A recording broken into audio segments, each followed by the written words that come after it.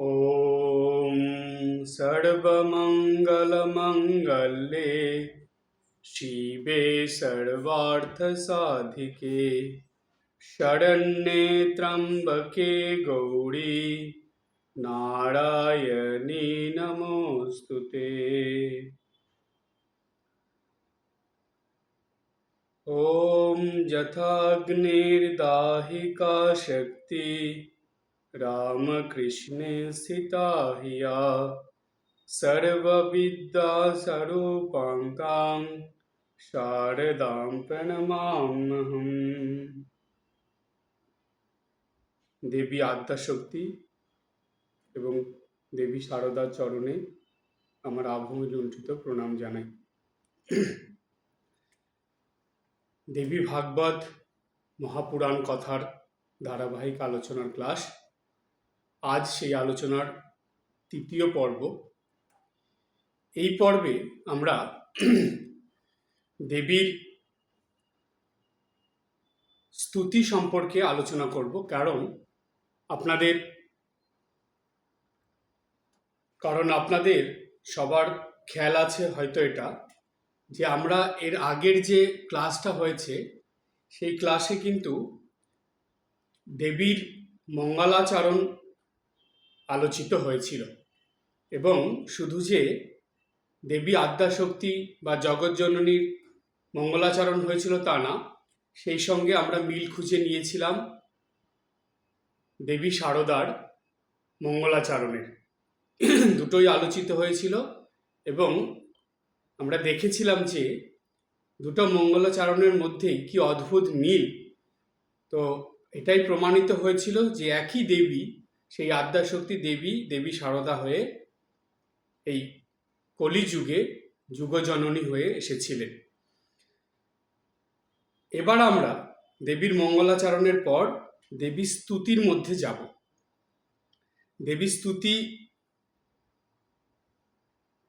এটা চণ্ডী গ্রন্থতে খুব সুন্দরভাবে বর্ণিত আছে। চণ্ডী গ্রন্থের মধ্যে চণ্ডীর পঞ্চম অধ্যায়ে যদি আপনারা যান, ওইখানে দেখবেন যে দেবী দুর্গার বা আদ্যাশক্তি মায়ের যে স্তব স্তুতি করেছিলেন দেবতারা, কেন? শুম্ভ নিশুম্ভকে বধ করার জন্য। তো দেখুন, বধ করার আগেই দেবতারা বা অন্য সব দেবদেবীরা মিলে কি করলেন? দেবীর স্তুতি করলেন, স্তব স্তুতি করলেন, এবং সেই স্তব স্তুতির মধ্যে প্রণাম মন্ত্র ছিল। এটা এতটাই গুরুত্বপূর্ণ যে ওইখানে চণ্ডীতে আমরা পাই যে এই স্তবের দ্বারা দেবী খুব প্রসন্ন হলেন, এবং প্রসন্ন হয়ে তিনি দেবতাদের আশ্বাস দিলেন এবং নির্ভয়ে থাকার জন্য বললেন। আর দেবী গিয়ে তখন শুম্ভ নিশুম্ভকে বধ করলেন। তো এটার থেকে শিক্ষাটা কি? এই স্তুতির গুরুত্বটা কি মানব জীবনে? প্রশ্ন তো আসবে যে আচ্ছা মহারাজ, আমরা চণ্ডীতে তো এগুলো পড়ি, কিন্তু এর কি কোনো প্রভাব, কোনো গুরুত্ব আমাদের জীবনে আছে, বা মানব জীবনে এর প্রভাব কি পড়ে? অবশ্যই পড়ে।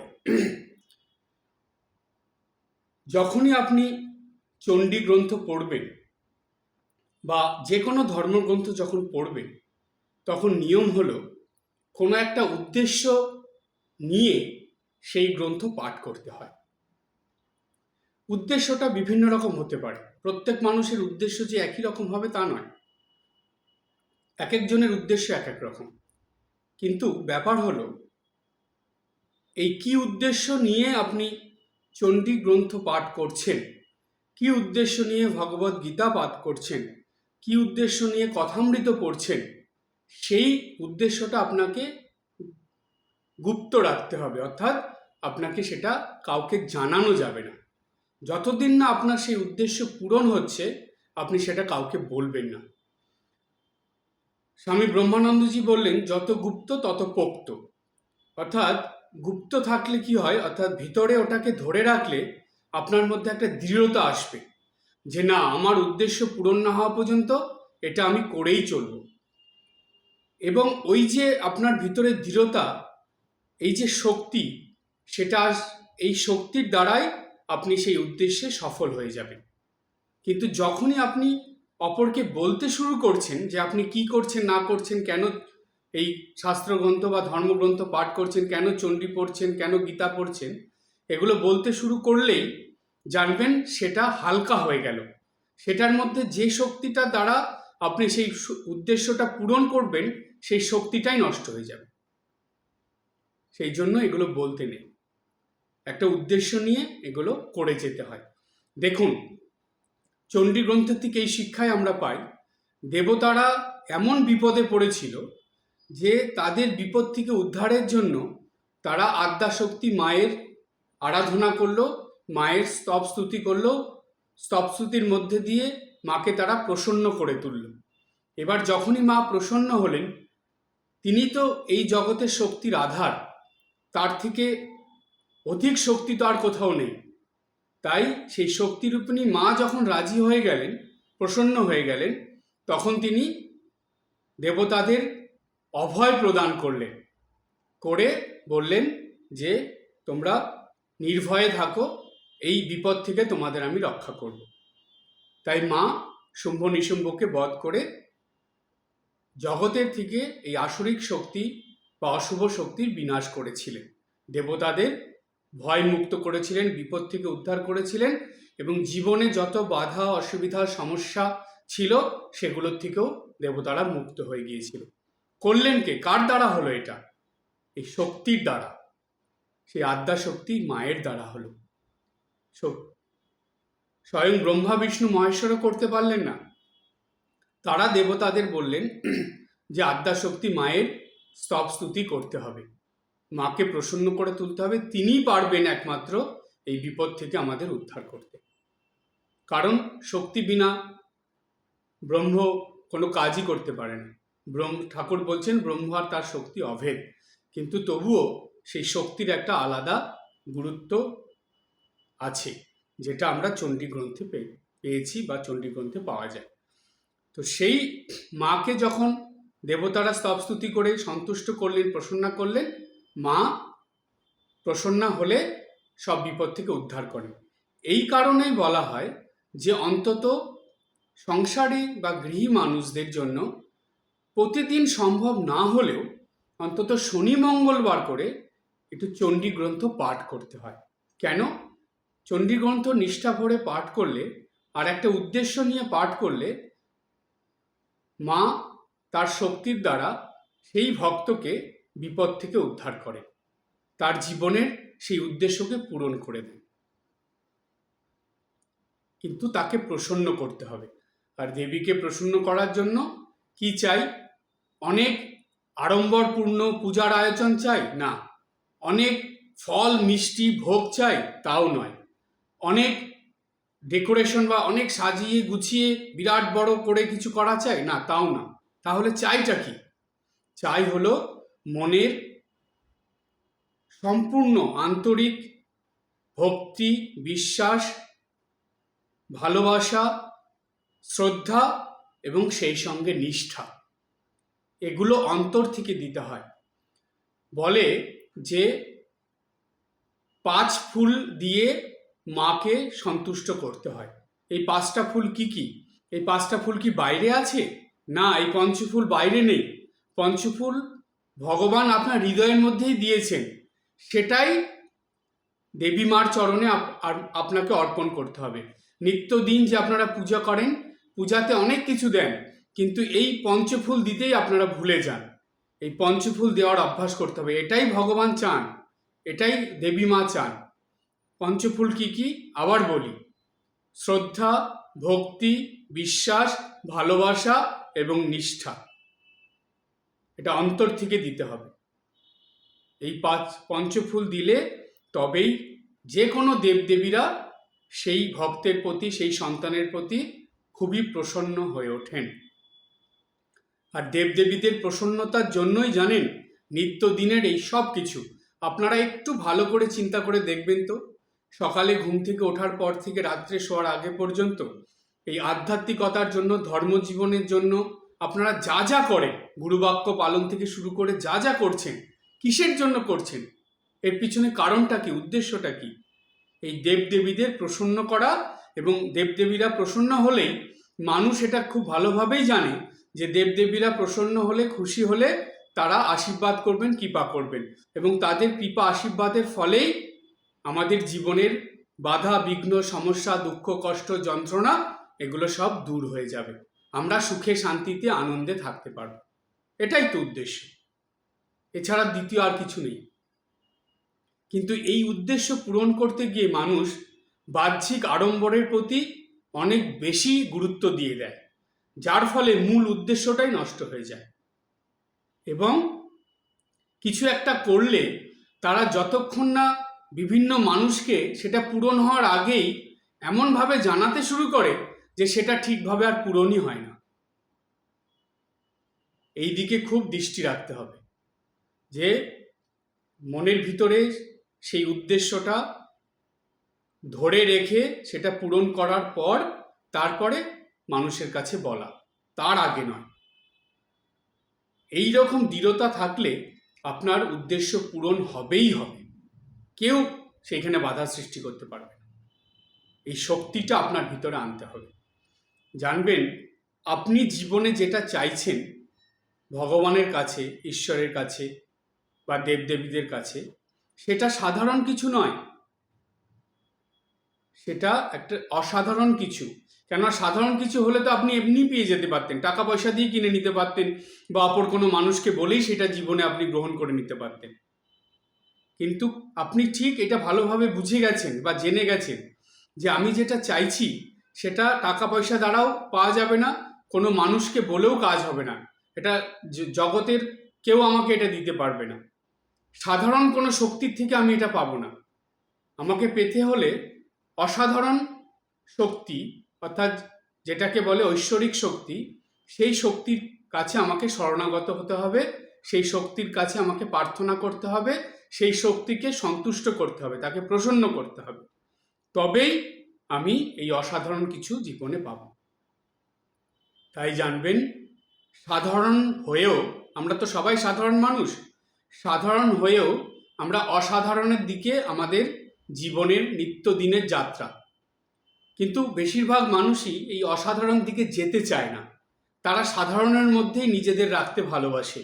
সেই জন্য জানবেন 24 ঘন্টার মধ্যে খুব কম সময় এই ধর্মের প্রতি মানুষের সময় কাটে, বেশিরভাগ সময়ই সাধারণের জাগতিক ব্যাপারে কেটে যায়, কিন্তু অসাধারণের মধ্যে বেশি সময় কাটে না। যারা মনে প্রাণে অসাধারণকে চায় তারাই এই অসাধারণ জিনিস নিয়ে জীবন কাটায়।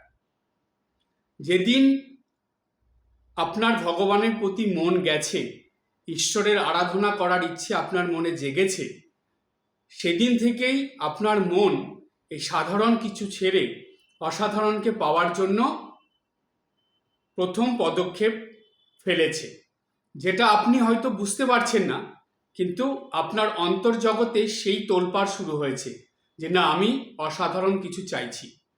সেই জন্য মানুষ কি করে, মানুষ তখন দীক্ষার দিকে এগিয়ে যায়, গুরুদেবকে পায়। এই যে আপনার জীবনে যে দীক্ষা হয়েছে, গুরুদেবকে পেয়েছে, এটা কি সাধারণ কোনো জিনিস? কখনো নয়, এটা একটা অসাধারণ জিনিস, যেটা ভগবানের কৃপা আশীর্বাদে আপনার জীবনে এসেছে। আপনি দীক্ষা পেয়েছেন, এই দীক্ষার থেকেই আপনার অসাধারণ পথে চলা শুরু হয়েছে। দীক্ষার দিন থেকে খুবই আশ্চর্য লাগে যে এই রকম অসাধারণ পথে চলার এত সহজ পথ পেয়েও, এইরকম গুরুদেব পেয়ে যে নাকি আপনাকে এই পথে ক্রমাগত এগিয়ে নিয়ে যাবে, পথপ্রদর্শক হয়ে আপনার সঙ্গে থাকবে, এইটা পেয়েও অধিকাংশ মানুষ সেই পথে চলাচল করতে চায় না। দীক্ষার আগে যেমন জীবন যাপন করে, দীক্ষার পরেও ঠিক একই রকম জীবন যাপন করতে থাকে। সে যে অসাধারণ জীবনের প্রতি তার যাত্রা শুরু হয়েছে সেটা সে ভুলেই যায়। তখন মানুষের জীবনে আগে যত দুঃখ কষ্ট ছিল তার থেকে আরো বেশি সমস্যা, দুঃখ কষ্ট, যন্ত্রণা চলে আসে। কেন আসে জানেন? কারণ এটাই যে আপনাকে ভগবান কৃপা করে অসাধারণ পথে যাওয়ার একটা দিক নির্দেশ করে দিয়েছে, একজন পথপ্রদর্শক দিয়েছে, যে নাকি আপনাকে ভগবানের কাছে নিয়ে যাবে। কিন্তু এটার পরেও, ভগবানের এত কৃপা, এত আশীর্বাদের পরেও মানুষ সেটাকে হেলায় নষ্ট করে দেয়। সে সাধারণ হয়েই থাকতে চায়, সে আর অসাধারণের দিকে যেতে চায় না, অসাধারণ হতে চায় না। তাই বলা হয়, যারা সংসারে থেকেও এত বাধা বিঘ্ন সমস্যা অশান্তির মধ্যেও নিত্যদিন এই ঐশ্বরিক সাধনা করে, অসাধারণের পথে তারা নিজেদেরকে ক্রমাগত উত্তীর্ণ করতে থাকে, ক্রমাগত এগিয়ে চলে, তারা সাধারণ হয়েও সাধারণ মানুষের মধ্যে পড়ে না, তারা অসাধারণ হয়ে ওঠে। তাই তাদের জীবন আর 5টা মানুষের মতন হয় না। সংসারে থেকে, পরিবারে থেকে কি করে অসাধারণ জীবনযাপন করতে হয়, এই শিক্ষা শ্রীমা সারদা দেবী পদে পদে দিয়ে গেছেন। এক শক্তি, তিনি তো সারদা হয়ে এসেছিলেন, সেই আদ্যা শক্তি। তার জীবনের সবথেকে বড় দানটা কি সংসারী মানুষদের জন্য? সবথেকে বড় দান হলো যে সাধারণ সংসারের মধ্যে থেকেও কি করে অসাধারণ হওয়া যায়। এটাই তো মায়ের শিক্ষা। মা তো তাই করে গেলেন। আপনারা নিত্যদিন যত সমস্যা অসুবিধার মধ্যে দিন কাটান, তার থেকে 1000 গুণ বেশি সমস্যা অসুবিধার মধ্যে শ্রীমা সারদা দেবী দিন কাটিয়েছে। আপনারা যত দিক সামলান প্রতিদিন, তার থেকে অনেক বেশি দিক সামলেছে শ্রীমা সারদা দেবী। তিনি কি, তাকে যদি আমরা দৈবী শক্তি দেবী বলে মানি, সেটা আমাদের ফাঁকিবাজির একটা কথা হলো। হ্যাঁ, আমরা করতে চাই না, সেজন্য বলে দিলাম মা তো দেবী, উনি পারেন, আমরা পারি না। না, এটা ফাঁকিবাজির কথা। মা দেবীত্বের সেই শক্তি ছিল মার মধ্যে, কিন্তু মা সাধারণ মানুষের জন্য সেই পথ নির্দেশ করে গেছেন। দেবদেবীরা, অবতার পুরুষরা, ভগবান ভগবতী, তারা এই মনুষ্য জন্ম নিয়ে কি করতে আসেন? তাদের প্রত্যেকটা কাজ এই জগতের সাধারণ মানুষের, সর্বস্তরের মানুষের জীবনের উন্নতির জন্য হয়, জীবনের শিক্ষার জন্য হয়। মা তো সেই শিক্ষাই দিয়ে গেলেন। আচ্ছা বলুন তো আপনারা, মার অসাধারণ কোনটা আপনারা বলবেন? সকালবেলা, ভোরবেলা ঘুম থেকে ওঠা। অবশ্যই যারা আধ্যাত্মিক জীবন যাপন করতে চায়, সংসারে সারাদিনের মধ্যে এই সূর্য উদয়ের আগে ভোরবেলা সময়টাই তো সব থেকে ভালো। সারাদিন সংসারে কি যুদ্ধ চলে আপনারা জানেন। ভোরবেলাটা এত শান্ত থাকে পরিবেশ, তখনই ঠাকুর ঘরে ঢুকলে, জপ ধ্যান করলে সব থেকে ভালো জপ ধ্যান হয় সারাদিনের মধ্যে, এটা সবারই জানা। তো মা সেটাই তো শিক্ষা দিলেন, ভোরবেলা ঘুম থেকে উঠে জপ ধ্যান করতে হবে। এটা কি অসাধারণ কিছু ছিল যেটা আপনাদের পক্ষে সম্ভব নয়? এমন তো নয়। মা তো সাধারণ কিছুই দেখিয়ে গেলেন। কত সুন্দর একটা পথ বলে দিলেন যে সংসারে এত সমস্যা অসুবিধা থাকবে, সারাদিন তোমরা সময়ই পাবে না ঠিক করে জপ ধ্যান করার, পূজা পাঠ করার। সেজন্য সূর্য উদয়ের আগে ঠাকুর ঘরে প্রবেশ করো। প্রথম শিক্ষা মায়ের দেখুন, ভোরবেলা ঘুম থেকে ওঠা সবার জন্য, যে কোনো মানুষ এটা একটু চেষ্টা করলে, অভ্যাস করলেই পারে। তারপরে মার শিক্ষা কি ছিল? সকালবেলা জপ ধ্যান করে মা কি করতেন? ঠাকুর ঘর সেরে তাড়াতাড়ি পূজা করে ফেলতেন। এটাও তাই, সারাদিনে সংসারে মানুষরা এত ঝামেলার মধ্যে থাকে, ঠিক মতন পূজাই করতে পারে না। আমি অনেককে দেখেছি দুপুরবেলা 2টো, 2:30টা, 3টের সময় ঠাকুর ঘরে ঢুকছে, কোনো রকমের পুজো দিয়ে এসে তারপরে খাওয়া দাওয়া করছে। সেই সময় তো ঠাকুরের, ভগবানের বিশ্রাম করে ওঠার সময়, তখন তাদের পূজা হচ্ছে না। এটা তো নিয়ম নয়, এটা তো বেনিয়ম হচ্ছে। নিয়মটা কি? পূজা সকাল সকাল করে ফেলতে হবে। মা তো সেই শিক্ষাই দিলেন। মা কি অসাধারণ কিছু দেখিয়েছিলেন? তা তো নয়।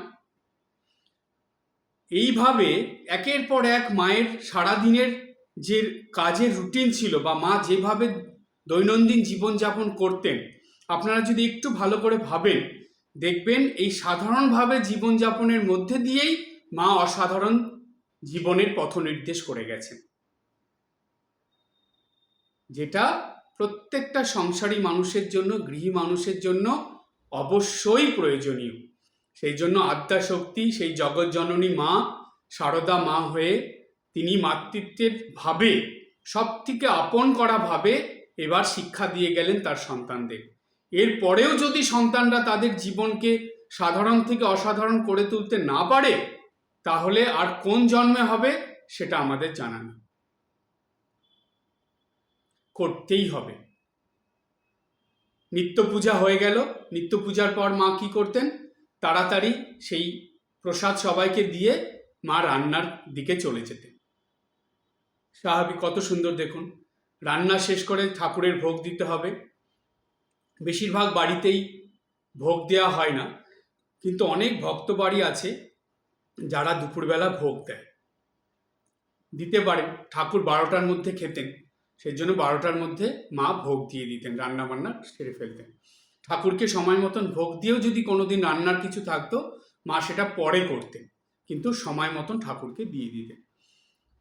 দেখুন, মা নিত্যদিনের যত কাজ করছেন, কিন্তু তার মধ্যে ঠাকুর ঘরের সময়টা ঠিক রাখছেন। এটাকেই বলে নিষ্ঠা, এটার নামই নিষ্ঠা। ঠাকুর ঘরের প্রার্থনা, জপ ধ্যান, ঠাকুর সেবার থেকে পূজা ভোগ সবকিছু সময় মতন করে দেওয়া, এটাই হলো নিষ্ঠা। এছাড়া বাদবাকি যে কাজ সেগুলো মা করছেন। দুপুরবেলা মা একটু বিশ্রাম নিতেন, কোনোদিন নিতেন না। খাওয়া দাওয়া, সবাইকে খাইয়ে খাওয়া দাওয়া করে মা দুপুরবেলা অন্য কিছু করতেন। দেখুন, শাস্ত্র বাক্য মা পালন করছেন। আমাদের শাস্ত্রে পরিষ্কার বলা আছে দিবানিদ্রা ত্যাগ করার জন্য, কিন্তু বর্তমান সময় ঠিক আর এর উল্টোটা হয়। মানুষ রাত্রের নিদ্রা ত্যাগ করে দেয়, কিন্তু দিবানিদ্রা তাদের চাই। তো দিবানিদ্রা বর্জন, একটু রেস্ট নিতে হয়, সকাল থেকে কাজ করে করে একটুখানি বিশ্রাম নেওয়া, কিন্তু ঘুমানো নয়। মা যে ঘুমাতেন তা না, মা একটু বিশ্রাম নিতেন, কোনোদিন নিতেনও না, তিনি কাজের মধ্যেই থাকতেন। তারপরে বিকেলবেলা একটুখানি যে কাজ আছে সে ঠাকুর ঘর খুলে দিয়ে কাজ টাজ করে দিয়ে একটু বসতেন, সবার সঙ্গে কথা টথা বললেন, আবার ঠিক সন্ধ্যার আগে মা সন্ধ্যা বন্দনার জন্য চলে যেতেন ঠাকুর ঘরে। সন্ধ্যা বন্দনা করে সঙ্গে সঙ্গে জপে বসে পড়তেন, জপ করতেন, জপ টপ করে আবার রাত্রের খাবার তৈরি করতেন, ঠাকুরকে রাত্রের ভোগ দিতেন।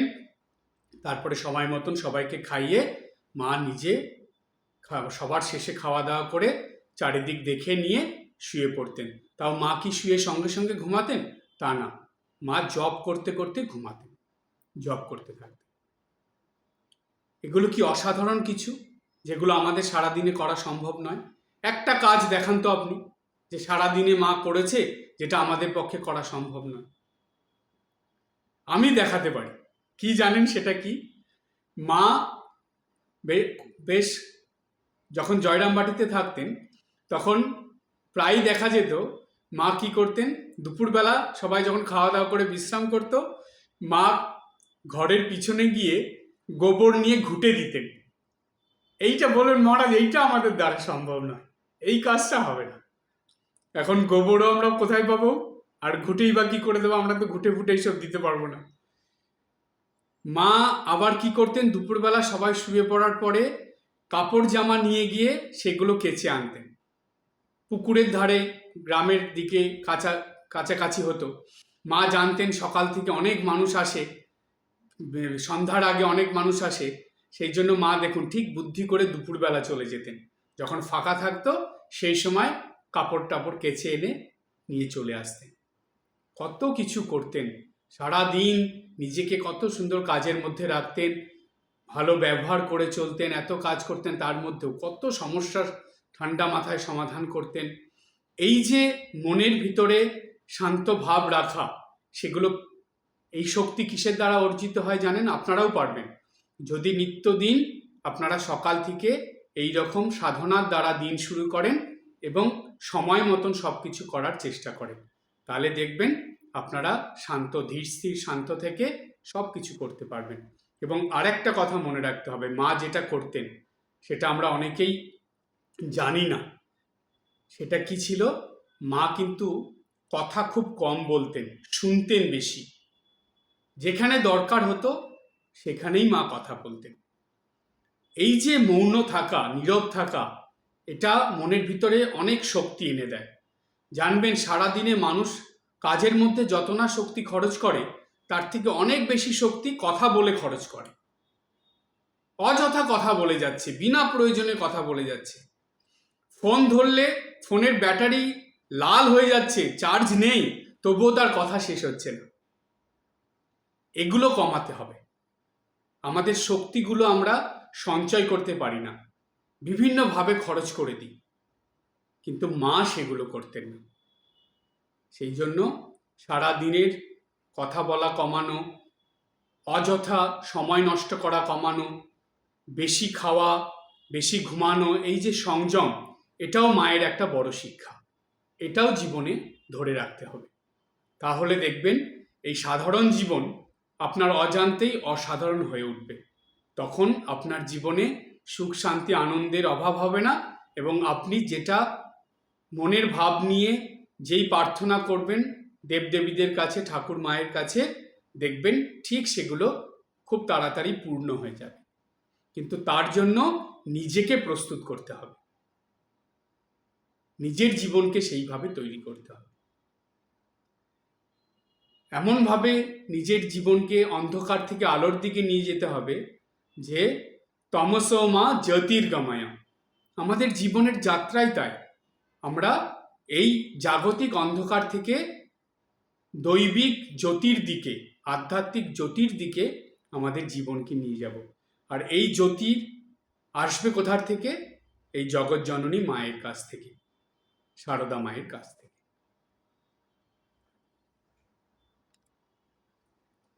এবার আমরা চণ্ডীর থেকে একটা মন্ত্র পড়ব। চণ্ডীতে যেগুলো লেখা আছে এগুলো কিন্তু শ্লোক নয়, এগুলো হলো মন্ত্র। তাই চণ্ডীর এই মন্ত্রগুলো মানুষের জীবনের উপর অনেক গভীর প্রভাব বিস্তার করে। চণ্ডীতে এক জায়গায় আছেন যে দেবতারা যখন বিপদে পড়েছেন, সেই সময় তারা ভাবছেন যে এটা তো শুধু বিপদ না, এটা মহাবিপদ। এই মহাবিপদ থেকে উদ্ধার করবে কে আমাদেরকে? তখন দেবতাদের মনে পড়ল যে মহিষাসুর বধের পর যখন দেবীকে আমরা স্তবস্তুতি করেছিলাম, তো তখন দেবী কথা দিয়েছিল যে যখনই বিপদ আসবে তখন দেবীকে স্মরণ করলে, দেবীর স্তবস্তুতি করলে দেবী সেই বিপদ থেকে বা মহাবিপদ থেকে আমাদের রক্ষা করবে। তো সেই কথাই দেবতারা বলছেন। শুম্ভ নিশুম্ভ এত অত্যাচার শুরু করেছিল আর এত বিপদের মধ্যে ফেলেছিল স্বর্গমর্ত পাতালের সবাইকেই, যে দেবতার থেকে শুরু করে দানব মানব সবাই খুব বিপদ অর্থাৎ মহাবিপদে পড়ে গিয়েছিল, বিশেষ করে দেবতারা। তখন দেবতারা স্মরণ করল দেবীর সেই কথা। কি বলেছিলেন দেবী? দেবী বলেছিলেন, তয়া অস্মাকম বড় দত্তঃ যথা অপৎসু শ্রিতা অখিলাহা। তারপরে বললেন, ভবতাম নাশয়িষ্যামি তৎক্ষণাৎ পরম আপদঃ। মাথার উপর দিয়ে চলে গেল। এবার সহজভাবে বলছি। বলছেন দেবতারা যে দেবী কথা দিয়েছিলেন আমাদেরকে। কি বলেছিলেন দেবী? এটা দেবীর বলা কথাটা কিন্তু এখানে বলা হচ্ছে এই মন্ত্রের দ্বারা। দেবী বলেছিলেন, তয়া অস্মাকম। তয়া মানে সেই দেবী কর্তৃক, সেই দেবী বললেন। অস্মাকম মানে আমাদিগকে, অর্থাৎ দেবতাদেরকে। দেবতারা বলছেন সেই দেবী বলেছিলেন আমাদেরকে, তয়া অস্মাকম বড় দত্তঃ মানে বর দিয়েছিলেন আমাদেরকে, তিনি এই অভয় দান করেছিলেন, এই বর দিয়েছিলেন। যথা অপৎসু, যথা মানে হলো এই বলে, অপৎসু স্মিতা বিপদকালে স্মরণ করলে। অপৎসু স্মিতা অখিলাহা। অপৎসু মানে হলো বিপদকালে, স্মিতা মানে স্মরণ করলে। তারপরে অখিলাহা তৎক্ষণাৎ সঙ্গে সঙ্গে। তৎক্ষণাৎ এখানে একটা কথা আছে, সঙ্গে সঙ্গে। ভবতাম তোমাদেরকে, ভবতাম অখিলঃ পরমপদ নাশয়িষ্যামি। অখিলঃ পরম আপদঃ, মানে সমস্ত মহাবিপদ থেকে আমি তোমাদের উদ্ধার করব বা সেই মহাবিপদ তৎক্ষণাৎ নাশ করব। এবার আরও সহজ করে বুঝি। দেবী এখানে, দেবতারা সেটা নিজেদের মধ্যে আলোচনা করছেন। মহাবিপদ তো কী করে উদ্ধার পাওয়া যাবে সেটা নিয়ে দেবতারা নিজেদের মধ্যে আলোচনা করতে করতে বলছেন যে দেবী আমাদেরকে বলেছিলেন যে আমরা যখনই মহাবিপদের মধ্যে পড়ব তখন দেবীকে স্মরণ করলে দেবী তৎক্ষণাৎ সেই মহাবিপদ থেকে আমাদের উদ্ধার করবেন, অর্থাৎ সেই মহাবিপদ নাশ করে দেবেন। এই যে দেবীর স্মরণ, এটা কি মনে মনে করলে হবে? মনে মনে করলে হবে, কিন্তু তার থেকে আরও বেশি প্রভাব বা আরও বেশি গুরুত্ব বাড়বে সেই স্মরণ মননের যদি দেবীর স্তুতি করা যায়, দেবীর মঙ্গলাচরণের দ্বারা দেবীর স্তব স্তুতি করা যায়। চণ্ডী গ্রন্থে আমি যেই মন্ত্রটা এখানে আলোচনা করলাম সেটা কোথায় আছে জানেন? পঞ্চম অধ্যায়ের, চণ্ডীর পঞ্চম অধ্যায়ের এটা হলো 6 নম্বর মন্ত্র। পঞ্চম অধ্যায় 6 নম্বর মন্ত্রে দেবতারা দেবীর এই কথা স্মরণ করেছে। করার পর এবার দেবতারা ঠিক করলো যে এবার আমরা সবাই মিলে দেবীর স্তব করব, দেবীর স্তব স্তুতি শুরু করব। তাহলে দেবী প্রসন্ন হয়ে আসবেন, কেননা যখনই এরকম স্তব স্তুতি করা হয় তখন দেবদেবীরা ঠিক বুঝতে পারেন যে কোনো একটা বিপদ হয়েছে, যার ফলে আমাদেরকে বা আমাকে স্মরণ করা হচ্ছে। এবার 9 নম্বর, পঞ্চম অধ্যায় 9 নম্বর মন্ত্রে দেখুন বলা আছে দেবা উচুহু, অর্থাৎ দেবতারা এবার বলছেন, উচ্চারণ করছেন। কি উচ্চারণ করছেন? এবার শুরু হলো নমো দেব্যই মহাদেব্যই শিবায় সততং নমঃ।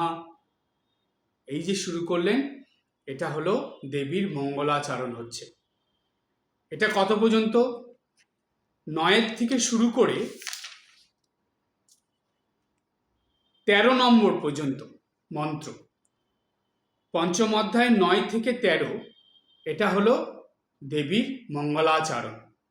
চণ্ডী গ্রন্থে কিন্তু এটা আছে। এরপরে 13 পরে 14 থেকে শুরু হলো একটু ভিন্ন ধরনের। 14, 15, 16 দেখবেন এরকম নাম্বার একসঙ্গে আছে। সেখান থেকে শুরু হচ্ছে দেবীর স্তব বা দেবীর স্তুতি, এটা শুরু হচ্ছে। সেটা কি? ইয়া দেবী সর্বভূতেষু বিষ্ণু মায়েতি সপ্তিতা নমস্তস্যৈ নমস্তস্যৈ নমস্তস্যৈ নমো নমঃ। এটা শুরু হচ্ছে দেবীর স্তব। এবার এই যে দেবীর প্রথমে মঙ্গলাচরণ করে স্তব শুরু হলো, এটা চণ্ডী গ্রন্থে এত সুন্দরভাবে বর্ণিত আছে যে আপনারা এটাকে নিত্যদিন যদি পড়েন, ধরুন কোনো একটা উদ্দেশ্য নিয়ে চণ্ডী পাঠ করছেন, তো চণ্ডীর কেমন করে চণ্ডী পাঠের একটা নিয়ম কেমন জানেন? শনিবার মঙ্গলবার করতে পারেন বা প্রতিদিনও করতে পারেন। তো যদি যারা শনিবার মঙ্গলবার করেন বা যারা সপ্তাহে একদিন করেন শুধু শনিবার বা শুধু মঙ্গলবার, তারা ওই দিনে যতটা চণ্ডী পাঠ করলেন ঠিক তারপরে যখন পাঠ করবেন যতটা পড়েছিলেন তারপর থেকে শুরু করবেন।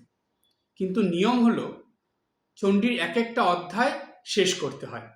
একবারে চণ্ডী পাঠ করতে বসলেন, শুরু করলেন, একটা অধ্যায় শেষ করে তারপরে আপনি সেখান থেকে উঠবেন। আর চণ্ডী পাঠ করার সময় কোনো রকম কথা বলা যাবে না, শুধু চণ্ডী পাঠ করবেন, সেই দিকে মন রাখতে হবে, অন্য কোনো দিকে মন দেওয়া যাবে না, কারোর সঙ্গে কথা বলা যাবে না যতক্ষণ না চণ্ডী পাঠ শেষ হচ্ছে, অর্থাৎ ওই একটা অধ্যায় যতক্ষণ না শেষ হচ্ছে ততক্ষণ অন্য কিচ্ছু করা যাবে না, শুধু এই পাঠ করতে হবে এবং এর প্রতি নজর, মানে আপনার দৃষ্টি, আপনার মন সব এর প্রতি রাখতে হবে, মানে চণ্ডী গ্রন্থের প্রতি। এবার যখনই আপনি চণ্ডী মাকে প্রণাম জানিয়ে পাঠ করলেন একটা অধ্যায়, ওই একটা অধ্যায় পাঠ শেষ হওয়ার পরেই আপনি এই দেবীর এটা করবেন, স্তব স্তুতিটা অবশ্যই পাঠ করবেন। এটা খুব ভালো। এটা পাঠ করলে আরও ভালো লাগবে কি করে জানেন? এই যে দেবীর স্তব শুরু হচ্ছে 14 নম্বর মন্ত্র থেকে, এটার সঙ্গে আমরা এই যে যুগজননী দেবী, দেবী শারদা, সেই একই দেবী, তার জীবনের সঙ্গে এটাকে আমরা একত্রিত করে নেব। তখন দেখবেন পড়তে কত ভালো লাগবে। শ্রীমা শারদার সামনে বসে, মায়ের ছবির সামনে বসে যখন মায়ের দিকে তাকাবেন এবং চণ্ডী পাঠ করবেন, দেখবেন মনে কি যে পরম আনন্দ, কি যে শান্তি, কি যে সুখ আসবে। আপনি ভাববেন যে এটা আগে কেন আমরা করিনি। ওই চণ্ডীর সঙ্গে মাকে মিলাতে হবে। কি করে মিলাবেন? ছবির সঙ্গে মিলাবেন তা নয়, মায়ের জীবনের সঙ্গে চণ্ডী পাঠটাকে মেলাতে হবে। আমরা সেই প্রসঙ্গের মধ্যে যাব। খুবই মূল্যবান, খুবই গুরুত্বপূর্ণ প্রসঙ্গ সকল মাতৃভক্তদের বা মাতৃ সন্তানদের জন্য সেই প্রসঙ্গের মধ্যে আসবে। শ্রী শ্রী চণ্ডী গ্রন্থে পঞ্চম অধ্যায়ের যে শ্লোক মানে মন্ত্রটার কথা আমরা বললাম, সেটা হলো 14 নম্বর থেকে শুরু হচ্ছে দেবীর স্তব। এটা দেখুন, এখানে দুটো তিনটে জিনিস খুব বোঝার আছে। অনেক মানুষই চণ্ডী পাঠ করেন, কিন্তু এই সূক্ষ্ম জিনিসগুলো, গভীর জিনিসগুলো হয়তো তারা চিন্তা করেন না বা তাদের মনের মধ্যে আসে না। অনেকেরই আসে, আবার অনেকের আসে না। কিছু প্রশ্ন আমাদের মনে আসে। কেমন দেখুন, চণ্ডী গ্রন্থের এই যে মন্ত্রটা শুরু হচ্ছে, ইয়া দেবী সর্বভূতেষু বিষ্ণু মায়েতি শব্দিতা, এখানে প্রথম প্রশ্ন হলো বিষ্ণু মায়েতি এই শব্দটার অর্থটা কি? বিষ্ণু মায়েতি বলতে এখানে কি বোঝানো হয়েছে?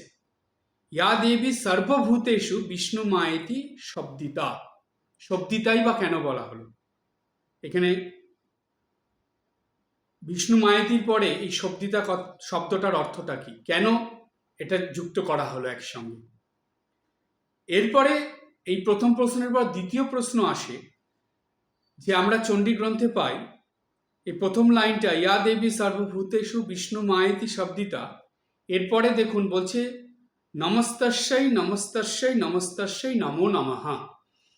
প্রথম নমস্তস্যৈ বলে এখানে 14 নম্বর মন্ত্র হয়ে গেল। দ্বিতীয়বার নমস্তস্যৈ বলে এখানে 15 নম্বর হয়ে গেল। আর তৃতীয়বার নমস্তস্যৈ বলে বা নমস্তস্যৈ নমো নমঃ বলে এটা 16 নম্বর হয়ে গেল। এই যে নমস্তস্যৈ নমস্তস্যৈ নমস্তস্যৈ, এটা 3 বার কেন বলা আছে এবং প্রত্যেকটা নমস্তস্যৈ পরে এটা একটা করে মন্ত্র হিসাবে কেন ধরা হয়েছে এবং 3 বার বলার অর্থটা কি? প্রশ্ন স্বাভাবিক। যারা চণ্ডী পড়েন এই প্রশ্ন তো তাদের মনে আসার কথা। কেন এটা? কারণটা কি? নিশ্চয়ই কোনো কারণ তো আছে, নয় মুনি ঋষিরা তারা তো নিশ্চয়ই পাগল ছিলেন না। কোনো কারণ ছাড়া তো তারা এটা করবেন না।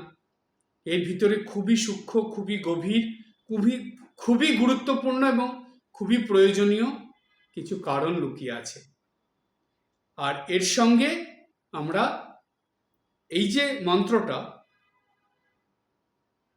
যেটা এইমাত্র বললাম, ইয়া দেবী সর্বভূতেষু বিষ্ণু মায়েতি শব্দিতা নমস্তস্যৈ নমস্তস্যৈ নমস্তস্যৈ নমো নমঃ, এটার সঙ্গে প্রথমে বুঝে নেব বিষ্ণু মায়েতি কথার অর্থ কি। সেটা বোঝার পরে এই যে চণ্ডী গ্রন্থের মন্ত্রটা আমরা বা যেসব মানুষরা নিত্যদিন বা সপ্তাহে 1-2 দিন পড়ে থাকেন, তাদের এটা বুঝতে হবে যে এর সঙ্গে, এই মন্ত্রটার সঙ্গে শ্রীমা সারদা দেবীর জীবনের মিল কোথায়। আমরা যে শ্রীমা সারদা দেবীকে আদ্যাশক্তি বলছি, সারদা দেবীকে জগৎ জননী বলছি, চণ্ডী রূপিণী মা বলছি, দুর্গা রূপিণী মা বলছি, তো নিশ্চয়ই চণ্ডী গ্রন্থের এই মন্ত্রগুলোর সঙ্গে মায়ের জীবনের মিল থাকবে। সেটা আমরা খুঁজে নেব। এতগুলো প্রশ্নের উত্তর আমরা এর পরের শনিবার আলোচনার মধ্যে নিয়ে আসবো, অর্থাৎ আলোচনার দ্বারা জানবো। আজকে এই পর্যন্ত। সবাই ভালো থাকবেন, হাসি খুশি আনন্দে থাকবেন। ওম শান্তি শান্তি শান্তি। হরি ওম তৎসৎ। শ্রীরামকৃষ্ণার্পণমস্তু।